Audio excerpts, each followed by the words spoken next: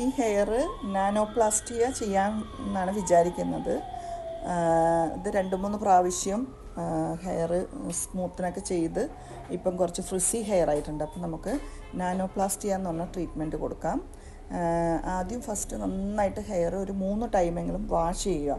അതിൻ്റെ purifying shampoo use ചെയ്തിട്ട് നന്നായിട്ട് ഹെയർ വാഷ് ചെയ്ത് മുടി നന്നായിട്ട് ഒരു 50% ഡ്രൈ ചെയ്യുക. ആദ്യം കൂടുതൽ ഉണക്കുക, കൂടുതലും മീഡിയത്തിലായിട്ട് നമ്മൾ ഉണക്കിയെടുക്കുക മുടി. അതിനുശേഷം നമ്മൾ ചെറിയ ചെറിയ സെക്ഷനായിട്ട് എടുത്തിട്ട് നാനോപ്ലാസ്റ്റിയ അപ്ലൈ ചെയ്യുകയാണ്. അത് നമ്മൾ അപ്ലൈ ചെയ്യുന്നത് ഇങ്ങനെ 3 ഡോട്ടായിട്ട് എടുത്ത് നമ്മൾ കൈ കൊണ്ട് നന്നായിട്ട് വലിച്ച് ഹെയറിലേക്ക് തേച്ച് പിടിപ്പിക്കുന്നു. അങ്ങനെ ചെറിയ ചെറിയ തിൻ സെക്ഷനായിട്ട് വേണം എടുക്കാൻ. പ്രോഡക്റ്റ് കൂടുതൽ യൂസ് ചെയ്താൽ നമുക്കത് അയണിങ് ചെയ്യുമ്പോൾ ഭയങ്കര ബുദ്ധിമുട്ടായിട്ട് വരും, ഭയങ്കര പുകയും കാര്യങ്ങളൊക്കെ ഉണ്ടാവും. അപ്പോൾ കുറച്ച് പ്രോഡക്റ്റാണ് ഇങ്ങനെ ചെയ്യുന്നത്. വല്ലാണ്ട് മുടി നനവ് വരാൻ പാടില്ല.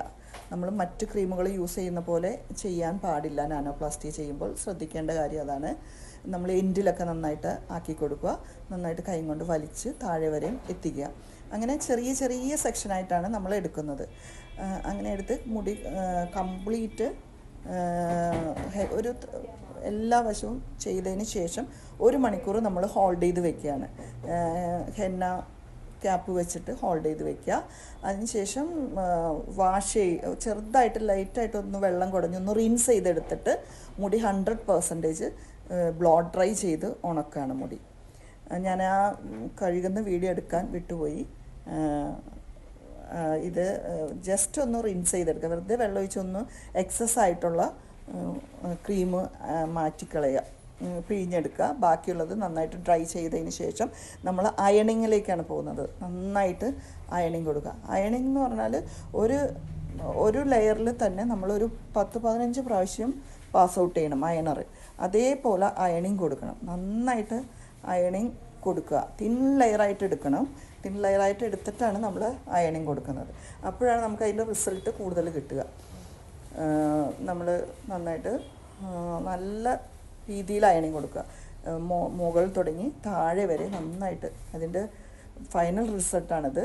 മുടി നല്ല സ്മൂത്തായിട്ടും നല്ല കട്ടിയായിട്ടും നല്ല സിൽക്കി ഹെയറായിട്ട് കിടക്കുന്നു. കണ്ടോ, നല്ല ഭംഗിയുണ്ടാവും. നമുക്ക് നല്ലൊരു പ്രോട്ടീൻ ട്രീറ്റ്മെൻറ്റും കൂടിയാണിത്. സിസ്റ്റീൻ നാനോപ്ലാസ്റ്റിയ എന്ന് പറഞ്ഞിട്ടുള്ള ഇതാണ് നമ്മൾ ചെയ്തത്.